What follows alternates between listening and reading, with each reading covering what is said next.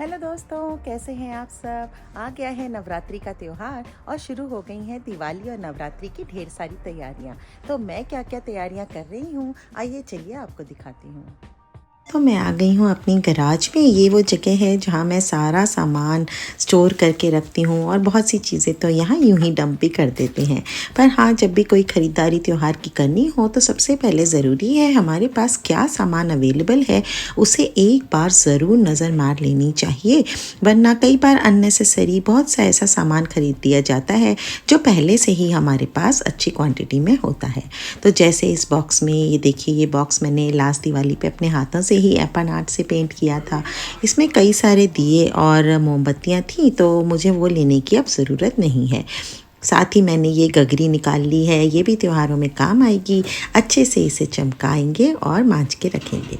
साथ में मैंने देखा रंगोली के कलर भी मेरे पास पड़े हैं तो वो भी दोबारा लेने की कोई ज़रूरत नहीं है। इसके बाद वहाँ से सामान इकट्ठा करने के बाद मैं ऊपर मंदिर में आ गई।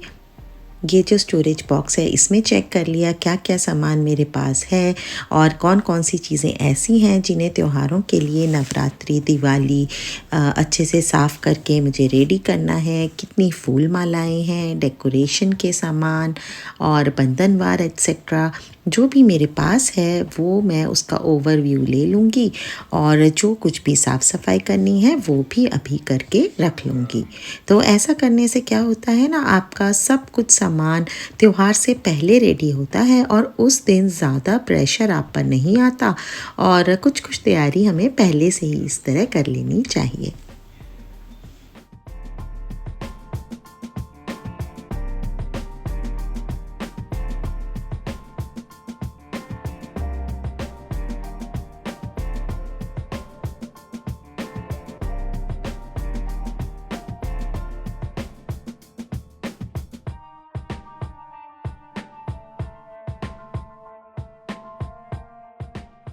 बस सारे सामान को अब ड्राइंग रूम में एक जगह पर इकट्ठा कर लिया और अब मैं आराम से बैठकर चाय पीऊँगी। इस तरह काम के बीच बीच में ब्रेक लेते रहने से काम बहुत ज़्यादा प्रेशर नहीं क्रिएट करता है। हाँ, मेहनत तो करनी पड़ेगी लेकिन साथ साथ आप थोड़ा सा रेस्ट भी करते चलिए तो आसानी से सारे काम हो जाएंगे। चलिए अब पीते हैं चाय और आपको दिखाती हूँ कनाडा में फॉल का सीज़न आ गया है और कैसे पेड़ों के पत्ते रंग बदल रहे हैं। ये देखिए, नीचे तो गिरने भी लगे हैं पत्ते और सामने के भी मैं आपको पेड़ दिखाती हूँ, उसके भी इतने सुंदर कलर चेंज हो रहे हैं, ग्रीन से बिल्कुल येलो होने लगे हैं।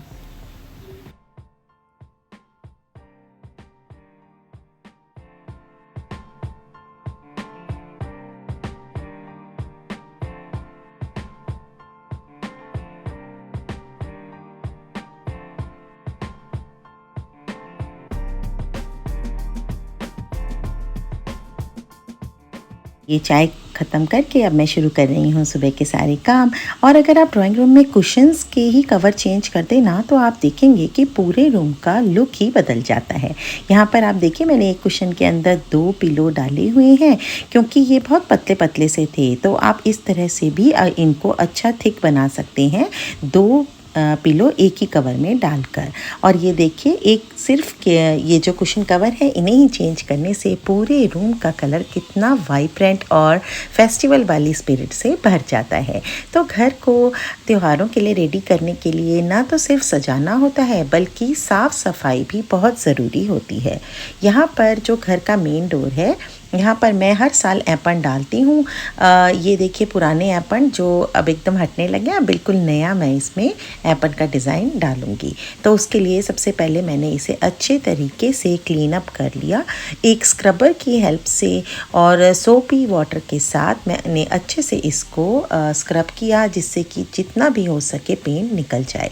पर अगर पूरा ना भी निकले तो कोई चिंता की बात नहीं है, जब हम इसके ऊपर नया कलर का कोट करेंगे ना तो ये अच्छे से छुप जाएगा। तो इसे इस तरह से अच्छे से क्लीन कर लिया है। यहाँ पर जो आर्ट बनाया गया है ना वो है एपन आर्ट। ये उत्तराखंड का एक बहुत ही पुराना आर्ट है, फोक आर्ट, जो कि हमारी बड़े बुज़ुर्ग दादियाँ नानियाँ सब लोग बनाते थे और हर घर की दहलीज पर इसको बनाया जाता है। अभी मैं यहाँ बनाऊँगी डिज़ाइन, तो आप भी ज़रूर देखिएगा। तो यहाँ पर मैंने रेड कलर का पेंट ले लिया है और एक स्पंज ले लिया है। ये वही है जो बर्तन धोने का जूना होता है ना, उसी में से एक मैंने निकाल लिया। तो अगर आपके पास कोई सामान ना हो, जैसे ब्रश नहीं है, तो हम लोग सोचते हैं ना कि अब ये काम कैसे करेंगे, पर मेरा नेचर ऐसा है कि जो भी मेरे पास अवेलेबल होता है ना, मैं उसी से जुगाड़ कर लेती हूँ। मुझे लगता है हम हिंदुस्तानी लेडीज़ का ये सभी के अंदर ट्रेट होता है। तो देखिए मैंने स्पंज से ही इसे अच्छे से रेड कलर से कोट कर लिया है और मैं इसको दबा दबा के जो बीच में हल्के हल्के से छेद से है ना, उन्हें भी भर दूंगी। ये वाला सरफेस मेरा थोड़ा रफ़ है, तो इस पर ज़रा ध्यान से काम करना पड़ता है। तो यहाँ पर मैं एक कोट कर दूँगी और जब ये सूख जाएगा तो इसके ऊपर एक और कोट करूँगी। तो इसको अगर मैं पहले ही करके रख दूँ तो ये अपने आप ड्राई होता रहेगा और तब तक मैं बाकी के काम निपटा लूँगी। तो अब मैं आ गई थी किचन में। अब दिवाली आने वाली है ना, तो डीप क्लीनिंग करनी ज़रूरी होती है। तो मैं इस तरह से हर दिन एक एक शेल्फ़ लेती रहती हूँ, एक एक कबर्ड, और बारी बारी से उसे क्लीन करती रहती हूँ। तो इस समय सारा किचन थोड़ा सा फैल जाता है, पर कोई नहीं, जो हमारा फाइनल रिज़ल्ट होगा ना, वो देखने में बहुत ही खुशी होती है। क्लीनिंग के लिए मैं बस डिश वॉशिंग लिक्विड और स्क्रबर का ही यूज़ करती हूँ, कोई बहुत ज़्यादा प्रोडक्ट्स का यूज़ नहीं करती। और हाँ, हल्के गर्म पानी का यूज़ करेंगे तो आसानी से क्लीनिंग हो जाएगी। साथ ही मैं ये पूजा के बर्तनों को भी अच्छे से क्लीन कर लूँगी। इन्हें साफ़ करने के तरीके पर मैंने पूरा एक वीडियो बनाया है, जो मैं यहाँ ऊपर अटैच कर रही हूँ और डिस्क्रिप्शन बॉक्स में भी लगा दूँगी, आप उसे ज़रूर देखिएगा। और यहाँ पर मेरी आपसे रिक्वेस्ट है कि अगर आपने अभी तक चैनल को सब्सक्राइब नहीं किया है तो सब्सक्राइब करने का बटन ज़रूर दबा दीजिए। और आपके लाइक और कमेंट्स का तो मुझे हमेशा इंतज़ार रहता है, तो नीचे कमेंट करके ज़रूर बताइएगा आपकी कैसी चल रही हैं नवरात्रि की तैयारियाँ। तो देखिए इस तरह से मैंने पूजा के भी सारे बर्तन चमका लिए, और अब जब तक ये बर्तन सूखते हैं और कांच के जार वगैरह, तब तक मैं मार्केट हो आऊँगी और जो भी ज़रूरी सामान खरीदना है पूजा के लिए वो भी खरीद के ले आऊँगी। तो चलिए आप भी मेरे साथ। तो लीजिए दोस्तों, मैं पहुंच गई हूं इंडिया सजावट एंड पूजा हट। ये पूजा के सामान का कनाडा में सबसे बड़ा स्टोर है। इसके टूर का मैंने पूरा एक वीडियो डाला हुआ है, वो मैं अटैच कर दूंगी ऊपर, आप ज़रूर उसे देखिएगा। और डिस्क्रिप्शन बॉक्स में भी दे दूंगी, जिससे कि आपको पूरी जानकारी मिल जाएगी कि ये क्या क्या सामग्री हमें यहाँ पर मिल सकती है। तो ये ब्रैम्पटन में लोकेटेड है और इसकी बहुत सारी ब्रांचेस हैं, शायद आपके घर के पास भी हो, तो ज़रूर चेक कीजिएगा। यहाँ से मुझे लेने थे नारियल, माता की चुन्नी, धूप, अगरबत्ती और दिया जलाने की बत्ती वगैरह। तो वो सब सामान मैंने यहाँ से ले लिया। आगे मैं वीडियो में ज़रूर दिखाऊंगी, तो वीडियो को एंड तक देखिएगा।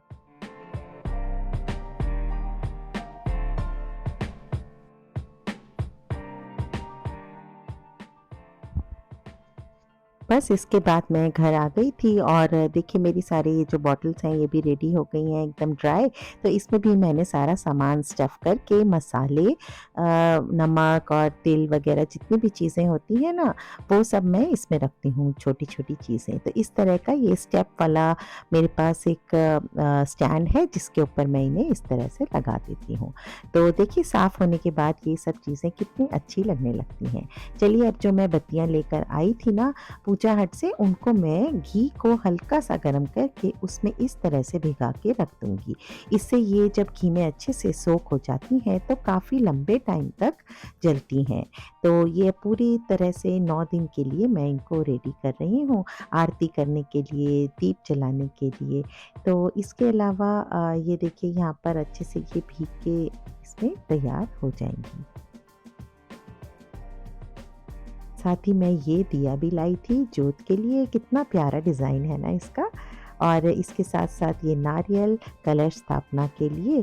और इस बार जो मैं माता की चुन्नी लाई हूँ वो है ये राजस्थानी डिज़ाइन की और गोटा पट्टी के काम वाली। ये मुझे बहुत ही प्यारी लगी। तो चलिए अब मैंने देखा कि यहाँ जो मेरा एप्पन के लिए रेड कलर था ना, वो भी अच्छे से ड्राई हो गया था। तो अब मैं इसे वाइट कलर के पेंट से इस पर डिज़ाइन बनाऊंगी। हाँ, एक बार मैंने इसे फिर से पोंछ लिया ताकि डस्ट हट जाए और यहाँ पर मैं 0 नंबर वाला ब्रश यूज़ करती हूँ जो सबसे पतला ब्रश होता है और फिर वाइट पेंट से इस पर डिज़ाइन बनाया जाता है। ये जो एप्पल का आर्ट है, ये माँ लक्ष्मी की प्रसन्नता के लिए बनाया जाता है कि वे हमारे घर पर कृपा करें और अपनी जो भी प्रॉस्पेरिटी का आशीर्वाद है ना, वो सब हमारे घर पे दें। तो इसके लिए देखिए इस तरह से एप्पल का आर्ट बनता है। एप्पल का जो आर्ट है ये लाइंस के द्वारा बनाया जाता है। इसमें सीधी रेखाएं और इस तरह की जो सर्कुलर रेखाएं हैं इनका यूज़ किया जाता है और मल्टीपल लाइंस बनाई जाती हैं।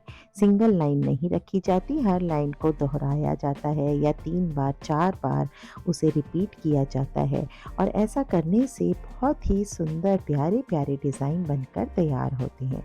मैं तो ये काम कई सालों से करती आ रही हूँ ना, इसलिए मुझे टाइम कम लगता है। ये पूरा डिज़ाइन बनाने में मुझे लगभग आधा घंटा लगा और वैसे तो मैं ये दिवाली के पास बनाती थी, पर हर बार उस समय तक बहुत ठंड हो जाती है और बाहर बैठना मुश्किल हो जाता था। तो मैंने सोचा इस बार क्यों ना नवरात्रि में ही मैं ये काम कर लूँ।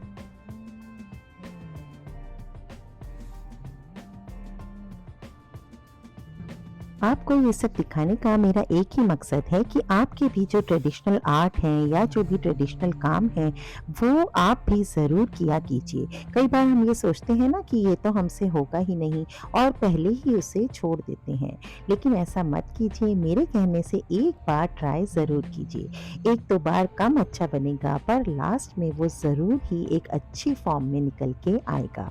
तो चाहे जैसा भी बने, देखिए मेरा भी यहाँ पर कोई परफेक्ट डिज़ाइन तो नहीं बन रहा है ना, कुछ भी गलतियाँ होती रहती हैं, पर उस पर ध्यान न देकर जब आप इसे कंटिन्यूअसली बनाते चले जाएंगे ना, तो एंड में जो डिज़ाइन बनेगा वो बहुत ही प्यारा बनेगा। उसके अंदर कमियाँ इतनी डिटेल में नज़र नहीं आएंगी और वो ओवरऑल एक लुक देगा जो बहुत ही प्यारा लगेगा और आपको एक ऐसा सेटिस्फेक्शन देगा जो आप सोच भी नहीं सकते। और दूसरी बात ये है कि जब हमारे बच्चे इन ट्रेडिशनल आर्ट फॉर्म्स को देखते हैं ना, तो वो भी हमारे कल्चर से जुड़ते हैं। तो लीजिए बन के तैयार है एप्पल का डिज़ाइन। तो लीजिए अब घर के सारे काम निपटा के मैं सज धज के चल पड़ी हूँ गरबा खेलने। जी हाँ, कनाडा में नवरात्रि का एक और इम्पॉर्टेंट पार्ट है जो है गरबा। तो हम लोग आए हैं ये हिंदू हेरिटेज टेम्पल मिसिसागा में। यहाँ पर रितु स्टूडियो द्वारा यहाँ पर एक बहुत ही अच्छी गरबा नाइट ऑर्गेनाइज हुई थी, जहाँ पर गरबा की वर्कशॉप हुई और बहुत से स्टेप सीखने को मिले। सब लोगों ने यहाँ खूब मज़े से गरबा किया। तो अपनी लाइफ को इस तरह से खुशियों, रौनक, फिजिकल और मेंटल एक्टिविटीज से इस तरह भर दीजिए कि कहीं भी लाइफ में बोरियत के लिए जगह ही ना रही। तो आपको आज का व्लॉग कैसा लगा मुझे ज़रूर बताइएगा कमेंट करके, और आगे जो जो तैयारियां चलती रहेंगी वो मैं आपके साथ शेयर करती रहूंगी। बहुत ही जल्दी Uttarakhand cultural association of Canada का दिवाली इवेंट होने जा रहा है। अब हमने उसकी मीटिंग शुरू कर दी है और तैयारी जोर शोर से चल रही है। बहुत ही जल्दी मैं उसका वीडियो भी आपके साथ शेयर करूंगी, तो उसे देखना मत भूलिएगा। तो अब आपसे मुलाकात होगी एक और मज़ेदार व्लॉग में। तब तक के लिए bye bye and take care.